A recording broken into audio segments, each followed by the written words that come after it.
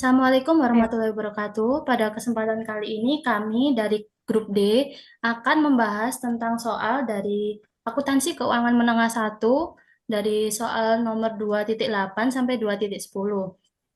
Nah, untuk dosen yang mengampu kami adalah dosen Dr. Andes Ibu Tantina SEMSI. Nah, sebelum kami memaparkan materi, izinkan kami memperkenalkan diri.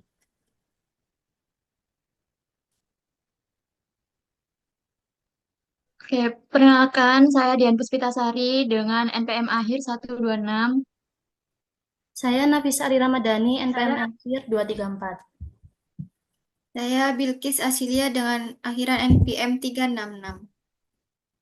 Saya Farokani Julina dengan akhiran NPM 075.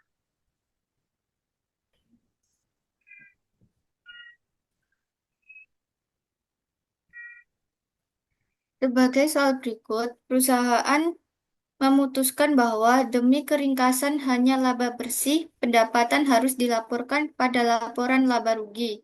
Rincian mengenai pendapatan harga pokok penjualan dan biaya dihilangkan.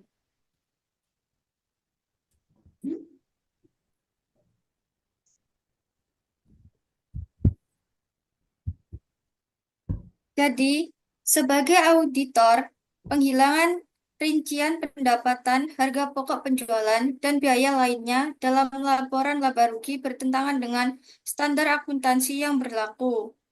Menurut prinsip pengungkapan penuh, perusahaan harus mengungkapkan penuh informasi yang cukup agar laporan keuangan dapat dipahami dengan benar oleh pengguna.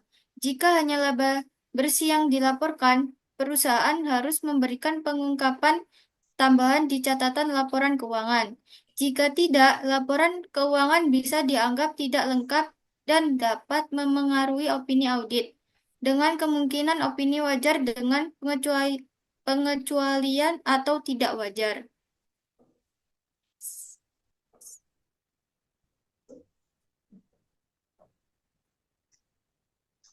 Soal berikutnya, perusahaan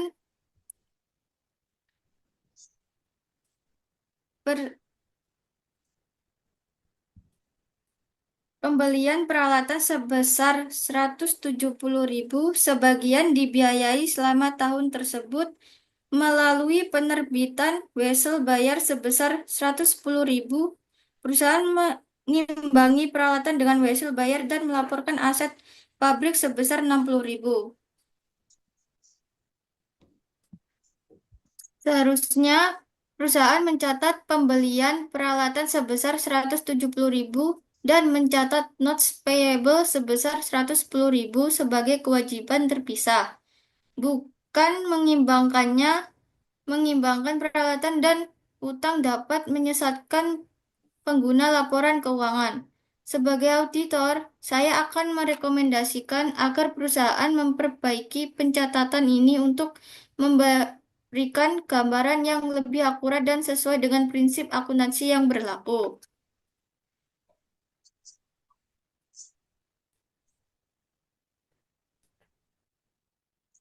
Soal selanjutnya, yang C, Baler telah melaporkan persediaan akhir sebesar 2.100 euro pada laporan keuangan. Tidak ada informasi lain yang terkait dengan persediaan yang disajikan dalam laporan keuangan dan catatan terkait. Jadi, meskipun Waler telah melaporkan persediaan akhir sebesar 2.100 euro, informasi ini tidak cukup. SAK atau eh, sistem akuntansi mengharuskan perusahaan untuk mengungkapkan informasi yang lebih rinci mengenai persediaan seperti metode penilaian persediaan yang digunakan, misalnya FIFO, LIFO, atau rata-rata tertimbang. Jenis persediaan, misalnya bahan baku, barang dalam proses, atau barang jadi, dan nilai persediaan yang disajikan pada setiap jenisnya. Dalam kasus tersebut, laporan keuangan perusahaan dilaporkan persediaan akhir sebesar 2.100 euro, yang mana ini merupakan perusahaan akhir yang tidak perlu dikurangi pun dikarenakan tidak ada data persediaan lainnya. Soal selanjutnya, Yang C, yang D, perusahaan mengubah metode penilaian persediaan dari rata-rata tertimbang ke FIFO, tidak disebutkan perubahan ini dalam laporan keuangan. Jawabannya, perubahan metode penilaian persediaan dari rata-rata tertimbang ke FIFO merupakan perubahan kebijakan akuntansi yang harus diungkapkan dalam laporan keuangan sesuai dengan standar akuntansi keuangan. Perubahan ini berdampak signifikan terhadap penilaian persediaan, sehingga wajib dicantumkan dalam catatan atas laporan keuangan atau CALK perusahaan.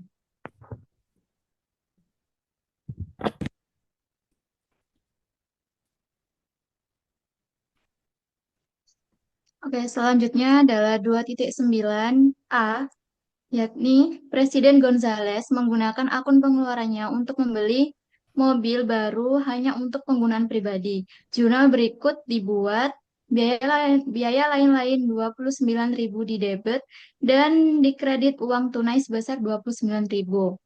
Jawabannya, yakni jurnal yang dibuat tidak benar karena pembelian kendaraan untuk penggunaan pribadi oleh Presiden Gonzales tidak boleh dicatat sebagai biaya lain-lain, melainkan dicatat sebagai pengambilan pribadi atau PRIV. Jadi, jurnal yang benar adalah PRIV di sebelah debit sebesar 29.000 dan cash di sebelah kredit sebesar 29.000. Selanjutnya, yang B, persediaan barang dagangan yang biayanya 620 dilaporkan pada laporan posisi keuangan sebesar 690.000. Harga jual yang diharapkan dikurangi estimasi biaya penjualan.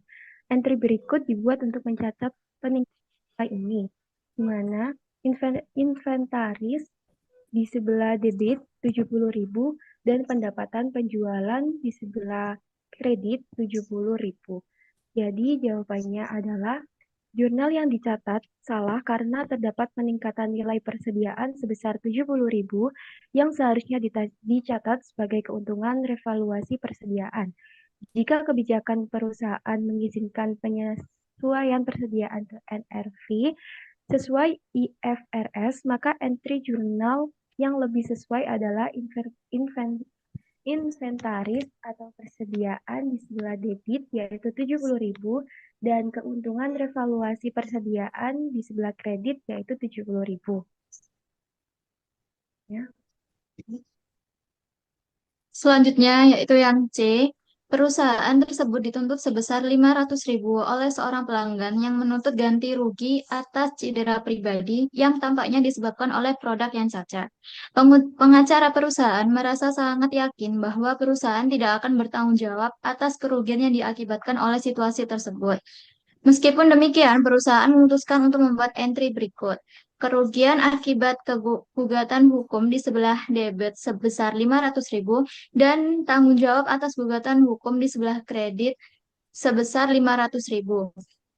Tapi jawabannya adalah berdasarkan prinsip akuntansi yang berlaku, terutama di bawah IFRS. Jika pengacara perusahaan sangat yakin bahwa perusahaan tidak akan bertanggung jawab atas gugatan tersebut, maka tidak perlu membuat jurnal, atau jika sudah terlanjur membuat jurnal, maka harus membuat jurnal pembalik untuk mentiadakan jurnal yang sudah dibuat sebelumnya.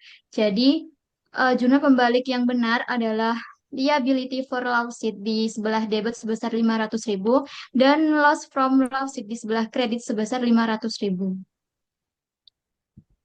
Soal berikutnya, karena tingkat harga umum meningkat selama setahun berjalan, Gonzales SPA menetapkan bahwa terdapat kekurangan biaya penyusutan sebesar 16.000 pada peralatannya dan memutuskan untuk mencatatnya dalam laporan keuangan. Entry berikut dibuat.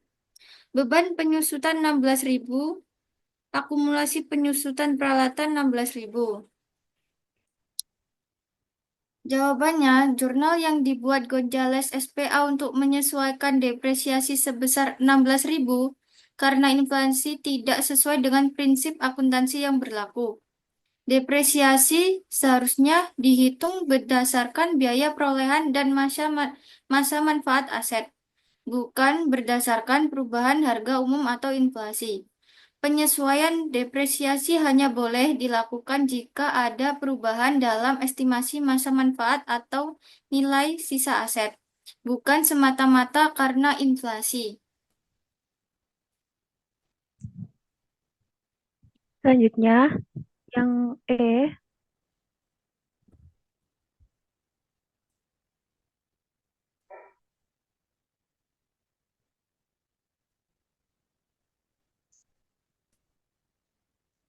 Gonzales SPA khawatir apakah aset tak berwujud dapat menghasilkan uang tunai jika terjadi likuidasi akibatnya niat baik yang timbul dari transaksi pembelian setahun selama tahun berjalan dan dicatat sebesar 800.000 dihapuskan sebagai berikut.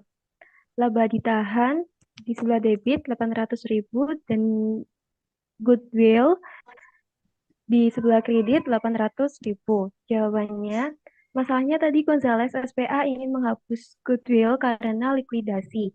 Kesalahannya perusahaan mencatat goodwill yang dihapuskan dengan akun laba ditahan. Jadi koreksinya, jika perusahaan ingin menghapus goodwill, mereka jurnal entry harus dicatat sebagai berikut, yaitu impairment loss of goodwill sebelah debit yaitu 800.000 dan goodwill sebelah kredit di 800.000. Selanjutnya untuk poin F yaitu soalnya karena diskon, peralatan yang awalnya dijual dengan harga 200.000 ini diperoleh dengan biaya 155.000. Nah, untuk pencatatan nominal harga pada transaksi ini itu harus dicatat sesuai dengan harga barang yang dibeli. Nah, tidak perlu mencantumkan akun sales revenue atau pendapatan penjualan karena akun tersebut itu hanya muncul pada saat transaksi penjualan. Nah, namun apabila transaksi tersebut harus dilakukan, maka nama akun yang dicatat adalah equipment atau peralatan pada kas sebesar 155.000. Next.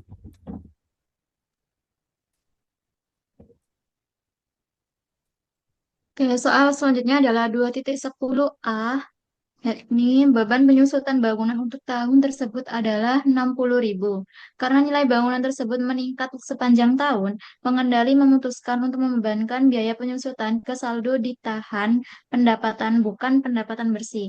Entry berikut adalah tercatat laba ditahan di sebelah debit sebesar 60.000 dan akumulasi penyusutan bangunan di sebelah kredit sebesar 60.000.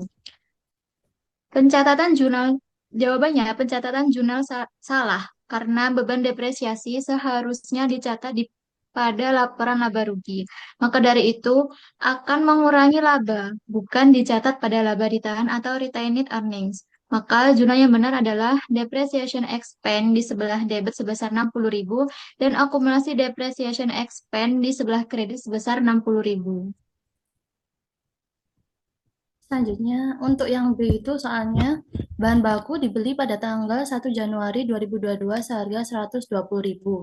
Dan jumlah ini dimasukkan ke dalam akun bahan baku. Pada tanggal 31 Desember 2022, bahan baku tersebut akan berharga 141.000. Nah, meskipun terdapat peningkatan bahan baku, yaitu sebesar 140.000, kenaikan nilai pasar ini tidak diakui karena dalam laporan keuangan itu harus akun bahan baku yang ada.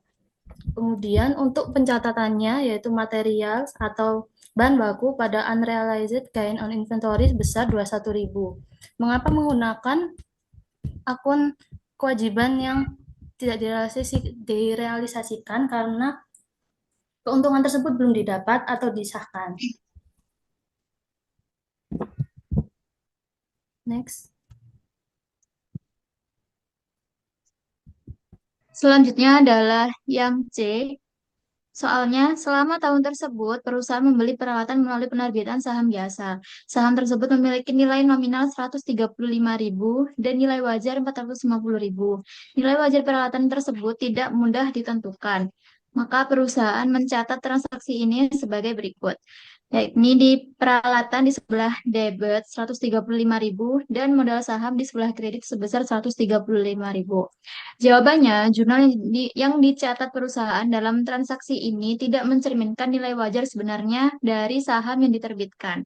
Ketika perusahaan membeli peralatan dengan menerbitkan saham dan nilai wajar peralatan tidak dapat ditentukan, maka peralatan tersebut harus dicatat berdasarkan nilai wajar yang dapat diukur. Dalam hal ini, nilai wajar saham sebesar 450.000. Maka, peralatan yang awalnya 135.000 itu harus diganti sebesar 450.000 sesuai dengan nilai wajar saham. Dan jurnal yang benar adalah equipment di sebelah debit sebesar 450.000. Lalu share kapital di sebelah kredit sebesar 135.000, yakni nilai nominalnya, dan additional paid-in capital sebesar 315.000 di sebelah kredit. 315.000 ini didapat dari 450.000 dikurangi dengan nilai nominal sebesar 135.000.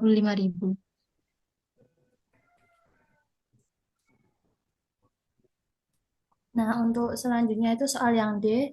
Soalnya adalah selama tahun tersebut, perusahaan menjual peralatan tertentu seharga 285.000 dan memperoleh keuntungan sebesar 69.000. Nah, karena pengawas keuangan yakin bahwa peralatan baru akan dibutuhkan dalam waktu dekat, maka ia memutuskan untuk menunda keuntungan tersebut dan mengamortisasikannya selama masa pakai peralatan yang baru dibeli. Nah, tindakan perusahaan ingin menunda keuntungan tersebut dan mengamortisasikannya adalah tindakan yang kurang tepat karena tidak sesuai dengan standar akuntansi. Nah, adapun pencatatan yang sebaiknya dilakukan oleh perusahaan untuk menjurnal transaksi tersebut itu adalah dengan mendebit uang kas sebesar 285.000 karena terdapat penambahan uang kas setelah kegiatan penjualan. Kemudian dengan mengkredit equipment atau peralatan karena menjual peralatan. Yang selanjutnya yang terakhir adalah mengkredit keuntungan penjualan peralatan sebesar 69.000 karena terdapat penambahan keuntungan untuk diakui pada laporan laba rugi. Untuk yang E dan yang terakhir soalnya pesanan senilai 61.500 telah diterima dari pelanggan untuk produk yang tersedia. Pesanan ini dikirim pada tanggal 9 Januari 2022. Tidak dapat diketahui kalau transaksi ini menggunakan metode akrual atau uang tunai. Nah, jika perusahaan ini menggunakan metode akrual, maka pencatatan ini dilakukan setelah barang itu sudah selesai dikirim atau sudah sampai. Lalu, jika perusahaan menggunakan metode uang tunai, maka pencatatan transaksi itu harus dilakukan pada saat uang telah diterima. Nah, untuk mencatat pesanan senilai 61.500 ini, yaitu dengan mendebit account receivable atau piutang pada unearned revenue sebesar 61.500 karena pada saat itu barang tersebut itu belum dilakukan pengiriman kepada pembeli.